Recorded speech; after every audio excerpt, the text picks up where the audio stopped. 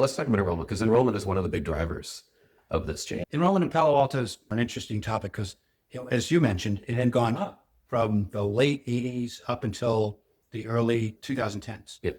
And there had been a constant clamor for 13 elementary school, and some people wanted a third high school. Yeah, we talked about that too. There was significant growth for 25 years, and people got used to that.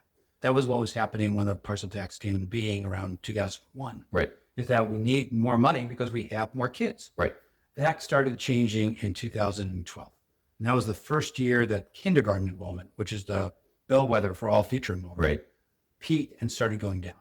And it's been going down every year since. In fact, one telling statistic that I almost couldn't believe is that our first grade enrollment today is a full third smaller than our 12th grade graduating class. 10 years ago, they were the same size. That's an amazing number. I was really dumbfounded when you told me that. Over the last 13 years, we've lost 1,000 elementary students. So that's the equivalent of 2.5 elementary schools. Things have changed. There's been a pivot point. There's been an inflection point in the basic math of the district. For a long time, for decades, it was, we have more kids, we need more money. We have more kids, we need more money. Makes perfect sense. That's the basis that you and I and everyone else voted for the parcel tax.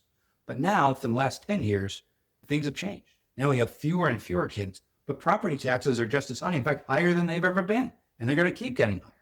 Yeah, you mentioned it, that for the last 40 years, the average growth in Palo Alto property taxes was north of 5% a year.